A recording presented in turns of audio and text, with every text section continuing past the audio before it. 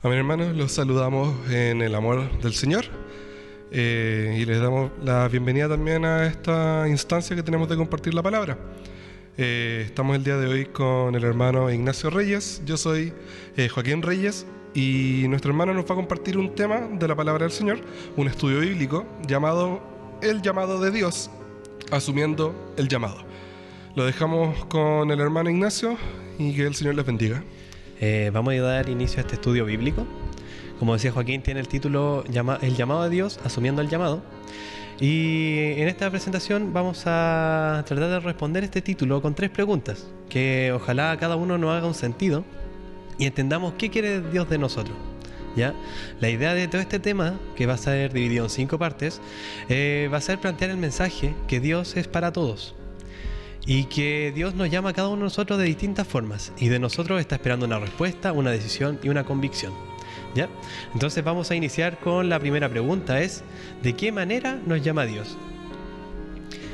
Y para iniciar esta pregunta, tenemos que plantearnos 2 cosas.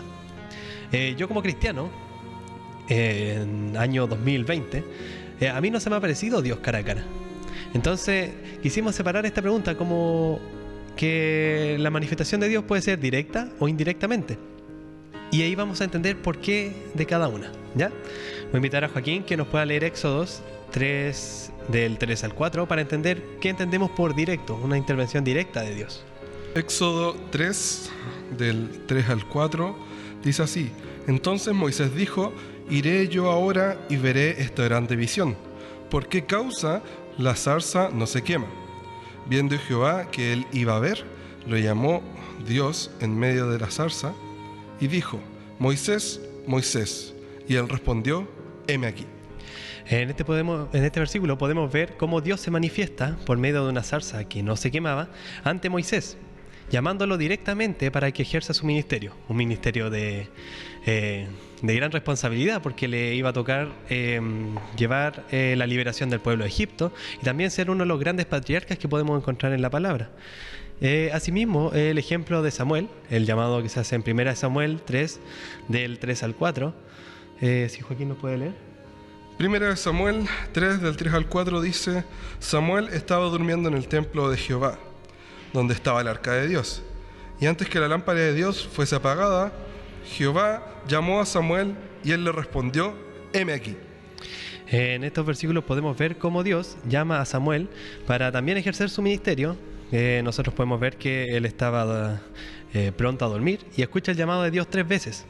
Y él no entendía que Dios lo estaba llamando hasta que va donde su maestro, Elí, y le pide ayuda para entender qué estaba pasando. Y Elí muy sabiamente le dice que cuando vuelva a oír ese llamado, responda: heme aquí. Y podemos ver que Dios, de alguna u otra forma, se empieza a comunicar con las personas. Para seguir entendiendo esto, vamos a leer también en Hechos 9, del 3 al 5, en la forma que es llamado a Pablo, que también es bastante interesante de analizar. Dice así, Hechos 9, del 3 al 5: Mas yendo por el camino, aconteció que al llegar cerca de Damasco, repentinamente le rodeó un resplandor de luz del cielo. Y cayendo en tierra, oyó una voz que le decía: Saulo, Saulo, ¿por qué me persigues? Él dijo: ¿Quién eres, Señor? Y le dijo: Yo soy Jesús, a quien tú persigues. Dura cosa te es dar coces contra el aguijón. Y esta también es una manifestación maravillosa del mismo Jesús apareciéndosele a uno de los que iba a ser uno de los más grandes discípulos de Jesucristo, el cual se va a encargar de enseñar las distintas iglesias, junto con los otros discípulos formar iglesias. Y podemos ver que esta separación que hicimos entre directa e indirectamente tiene que ver justamente con una intervención directa de Dios, Jesús o el Espíritu Santo. Ahora vamos a ver de manera indirecta cómo nos llama Dios. Y tenemos que llevarnos a la pregunta que yo le hacía en un principio. A mí no se me ha aparecido Dios cara a cara, pero aún así pude llegar al conocimiento de la palabra, pude llegar a creer que Dios es real, y así puedo también testificar con mi vida que soy salvo. ¿Y cómo pude llegar a este conocimiento? Y tiene que ver justamente cómo predicamos el día de hoy. No sé, Joaquín, ¿qué piensas de esta pregunta? ¿Cómo predicamos en el día de hoy?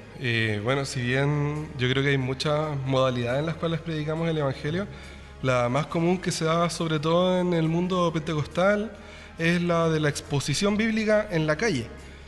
Una de las formas más comunes de predicar, pero hay microformas que usamos para predicar el Evangelio, como cuando conversamos sobre Cristo o sobre algunas cosas que le llaman la atención con compañeros de trabajo, de colegio, universidad, etcétera, que también pueden darse, pero son como formas muy básicas que tenemos solamente.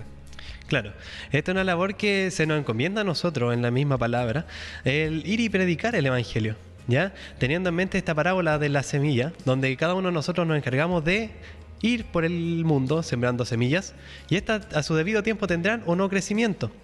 Asimismo, tampoco es para desmotivarnos, que cada uno de nosotros somos el hombre que va entregando semillas a cada una de las personas que están en la calle. Y justamente esto tiene que ver con el acto de predicar. Entonces, ¿qué entendemos como la predicación en el día de hoy? Es una invitación a conocer de Cristo, una invitación a que ellos puedan tomar una decisión de creer. ¿Ya? Vamos a ver en Hechos, que capítulo 13, versículo 47, ¿qué es lo que nos dice? Porque así nos ha mandado el Señor diciendo: te he puesto para luz de los gentiles, a fin de que seas para salvación hasta lo último de la tierra. Y este versículo también nos podemos apropiar de lo que dice, y es justamente con la tarea de llevar la luz. ¿Pero qué luz la que vamos a llevarle a las personas? Es la luz de Cristo. Llevar esta luz de Cristo a las personas que no le conocen. Llevar nosotros el conocimiento de la palabra a los que no le conocen. Un mensaje que ha sido transmitido hace muchas generaciones, que desde que Jesús pisó esta tierra, cada uno de nosotros podemos testificar que Cristo vive cuando nosotros leemos la palabra.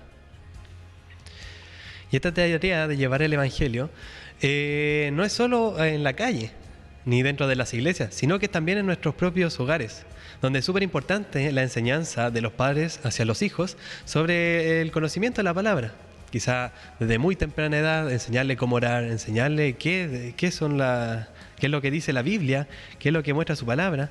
Y hay muchas formas para poder llegar a distintas clases de personas.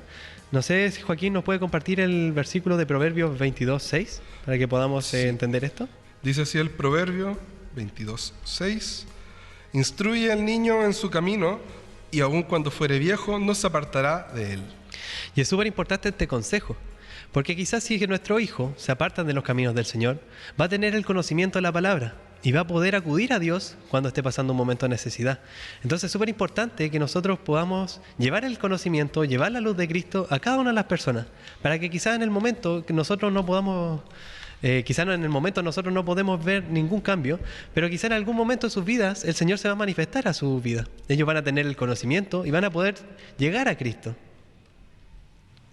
Nuestra labor como discípulos del Señor es llevar el conocimiento de la palabra a toda criatura. Como veíamos en un principio, esta alegoría que hacíamos a la parábola de la semilla, que se encuentra en Lucas 8 del 4 al 15, pero por motivo de tiempo no los vamos a leer. Justamente nos muestra los tipos de personas que van a recibir el mensaje. Pero nosotros también tenemos que recordar que este regalo de salvación es para toda la humanidad. Y es nuestra labor entregarlo, sin distinción de personas, como dice el versículo de Romanos 1:16. Romanos 1:16, sí. Dice así Romanos 1:16: porque no me avergüenzo del Evangelio, porque es poder de Dios, para salvación a todo aquel que cree, al judío primeramente, y también al griego. Este versículo nos muestra cómo no se hace distinción ni entre judío ni griego, y en estos tiempos tampoco deberíamos nosotros hacer esta distinción a quién le vamos a entregar el Evangelio, sino que esto es un mensaje para todos.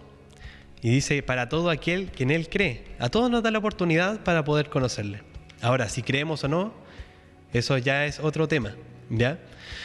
Pero también tenemos que recordar que nosotros como cristianos fuimos solo llamados a anunciar el Evangelio, a anunciar esta buena noticia, a anunciar que Cristo vive, no a convencerlos, pues el único que puede hacer esto es Cristo. El único que puede convencerlos de su pecado, el único que puede convencerlos de que Dios es real, es Cristo y el Espíritu Santo, que es el que nos va dando el discernimiento y el conocimiento que podemos llegar a Cristo.